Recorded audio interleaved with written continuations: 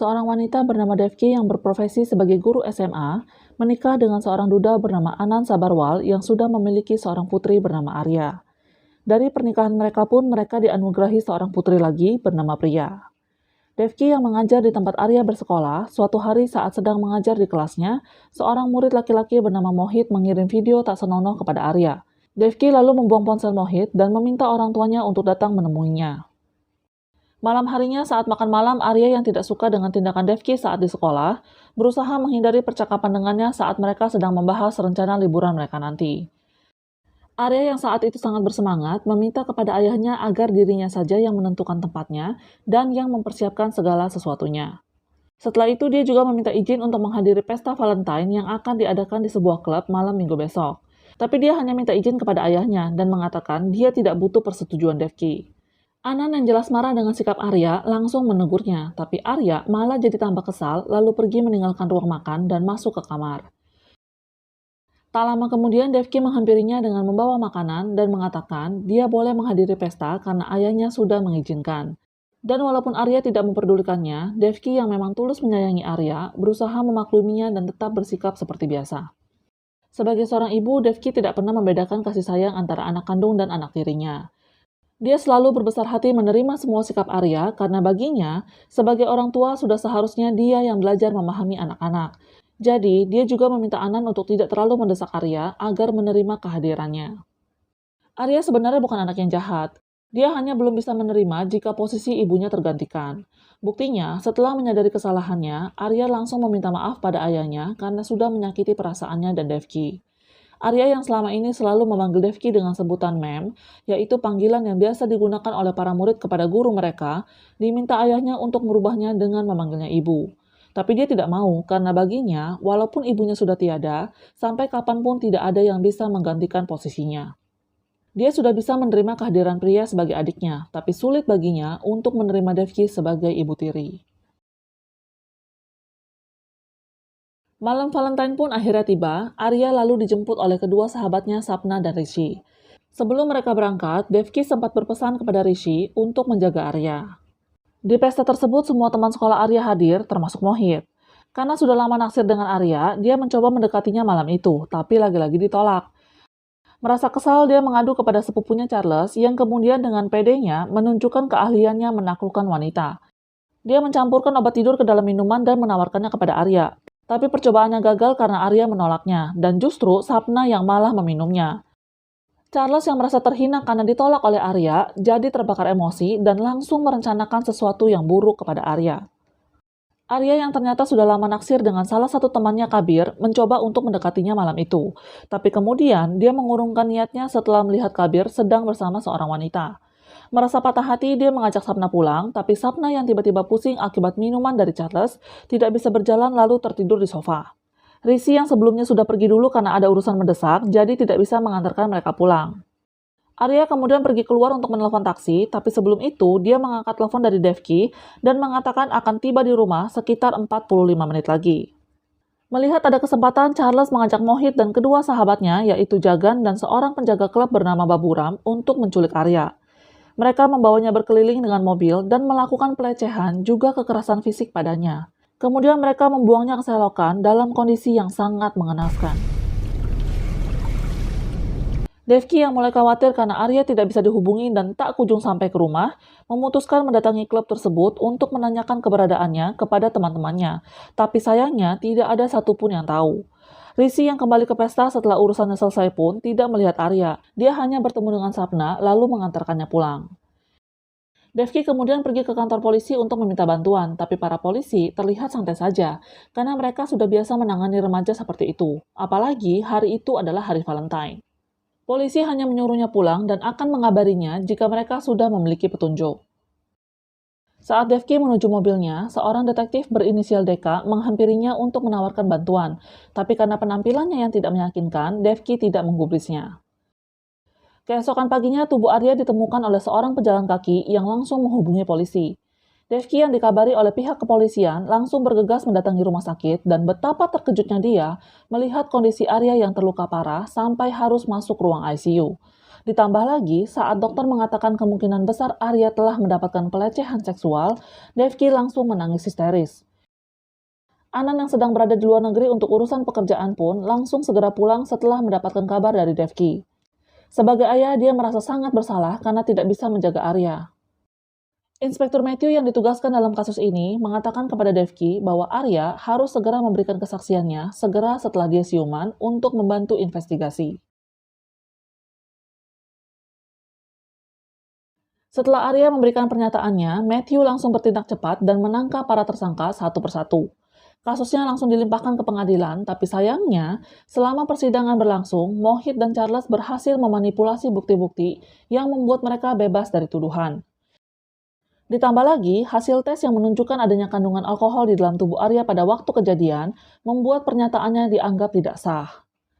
Setelah lebih dari 1 bulan persidangan, pengadilan akhirnya memberikan keputusan yang sangat mengecewakan, di mana keempat tersangka dinyatakan tidak bersalah. Devki dan Anand tentu sangat marah dan kecewa dengan keputusan tersebut, tapi mereka tidak bisa berbuat apa-apa. Arya yang mengetahui hasil putusan atas kasusnya pun menjadi semakin syok dan terus mengurung diri di dalam kamar. Dia hanya bisa berteriak untuk melampiaskan amarahnya.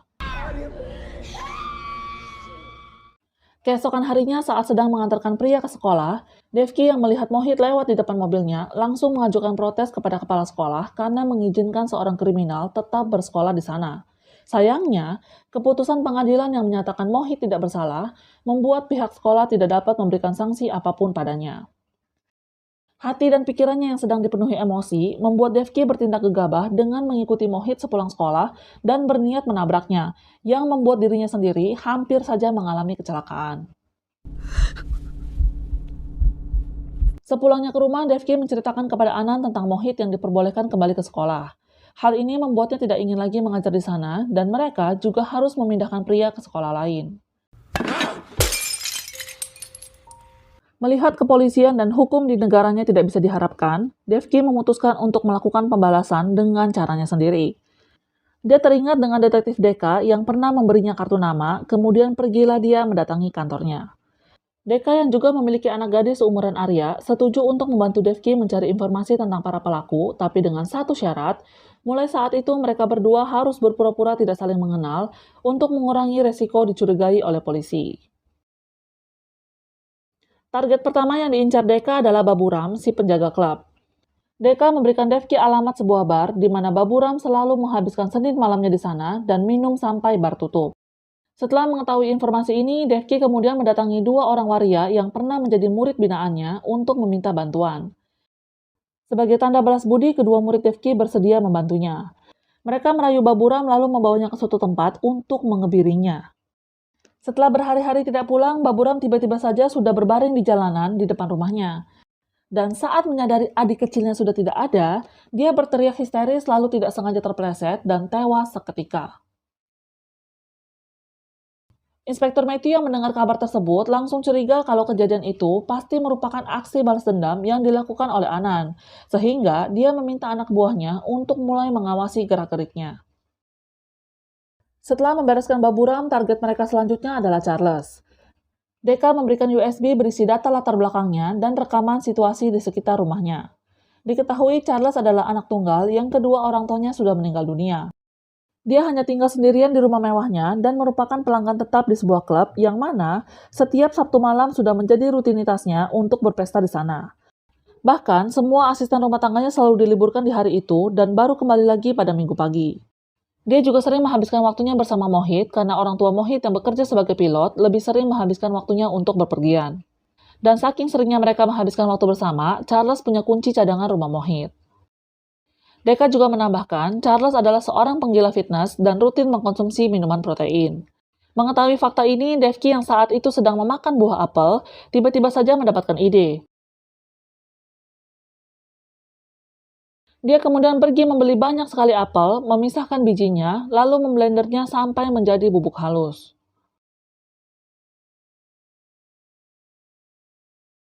Anak buah Matthew yang sudah mengamati rumah Devki selama 3 hari tidak melihat adanya gerakan yang mencurigakan dari Anand sejauh ini.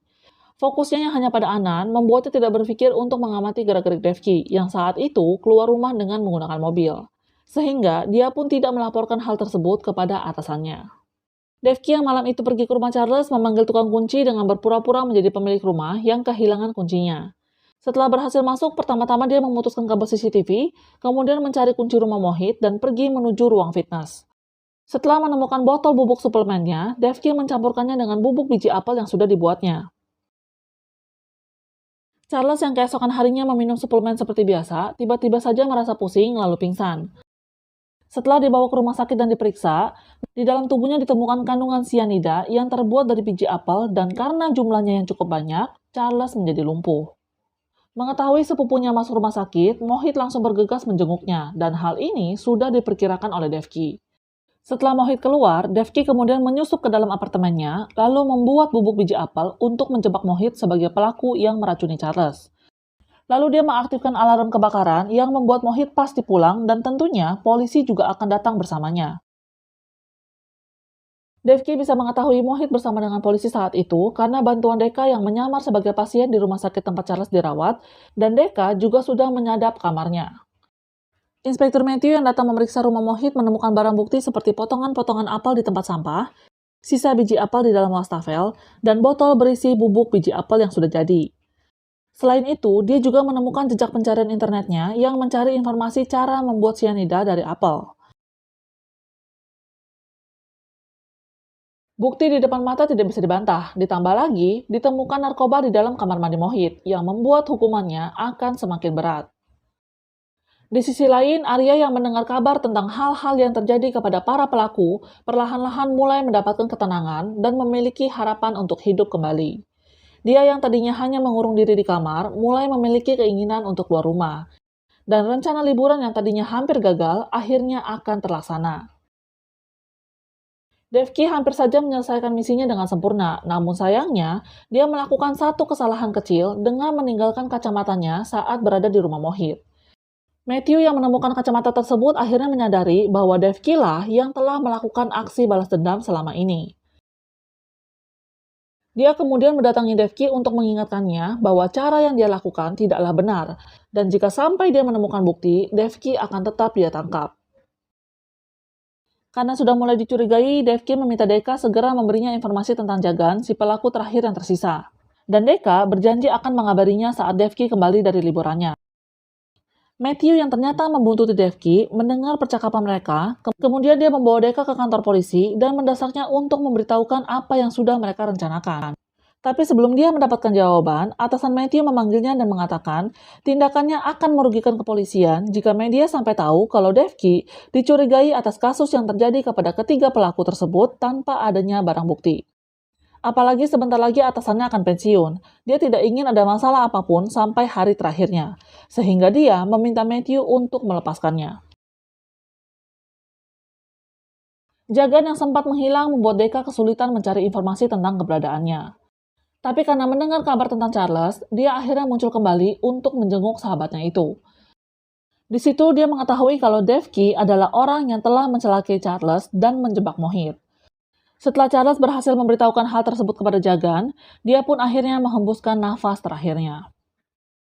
Jagan kemudian juga memulai aksi balas dendamnya dengan mengintai rumah Devki. Dan dia yang juga tahu kalau Deka sedang membuntutinya, malah berbalik mengikuti Deka sampai ke kantornya. Setelah mendapatkan informasi keberadaan Devki melalui ponsel Deka, sayangnya Deka harus tewas di tangan Jagan. Matthew yang mendengar kabar ini langsung mendatangi TKP untuk melakukan investigasi.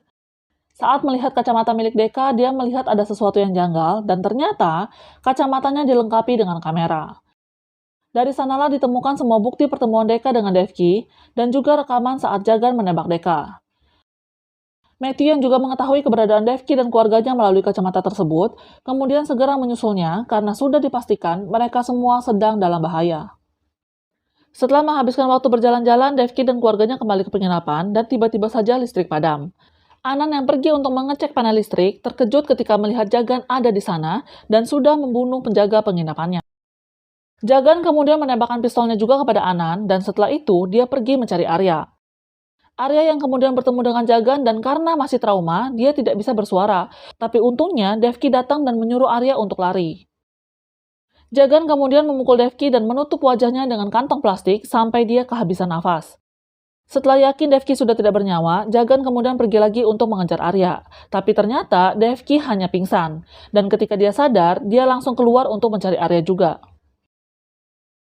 Jagan yang melihat Devki kemudian menyerangnya dari belakang dan hendak menembaknya. Tapi untungnya, Matthew yang datang tepat waktu langsung menembak Jagan terlebih dahulu. Sempat terjadi perkelahian antara mereka sampai akhirnya Devki yang berhasil mengambil pistol Jagan berbalik menodongkan senjata kepadanya dan dengan penuh emosi dia melampiaskan amarahnya. Matthew meminta Devki untuk tenang karena dia sudah memiliki bukti yang dapat membuat Jagan diadili. Jika Devki menembaknya, maka dia juga bisa ikut di penjara. Matthew juga memberitahunya kalau Anand selamat dan sedang berada di rumah sakit bersama polisi dan pria juga ada bersamanya. Setelah mendengar hal tersebut, Devki menurunkan senjatanya, tapi dia mengatakan kepada Matthew, suatu hari hal ini akan terjadi lagi dan polisi tetap tidak akan dapat berbuat apa-apa. Melihat Devki yang begitu emosional, Matthew tiba-tiba saja menyodorkan pistolnya dan mengatakan, jika ingin menembak Jagan, gunakanlah senjata yang tepat. Dia membiarkan Devki menyelesaikan pekerjaannya dan menyuruhnya segera menembaknya sebelum ada orang lain yang datang. Jagan kemudian berusaha membela diri dengan mengatakan kepada Matthew apa saja yang sudah dilakukan Devki kepada teman-temannya. Tapi dengan santai, Matthew menjawab dia sudah mengetahui semua itu. Arya yang ternyata sedang bersembunyi di dekat mereka akhirnya mengetahui semuanya, kalau yang melakukan pembalasan dendam kepada orang-orang yang telah menyakitinya adalah ibu tirinya yang selama ini dia acuhkan. Merasa tersentuh dengan apa yang dilakukan Devki untuknya dan juga rasa penyesalan akan sikapnya selama ini, Arya lalu keluar dari persembunyiannya dan tiba-tiba saja dia memanggil Devki dengan panggilan ibu. Devki yang akhirnya mendengar panggilan yang selama ini diharapkan dari Arya, tanpa ragu lagi langsung menembak Jagan bertubi-tubi sampai pelurunya habis dan Jagan pun tewas seketika. Arya akhirnya menyadari betapa Devki sangat mencintainya sampai rela melakukan semua tindakan kriminal tersebut demi membelanya. Dia kemudian berlari ke arah Devki, lalu memeluknya dan menghujaninya dengan ciuman. Dia juga mengatakan, "Aku sangat mencintaimu."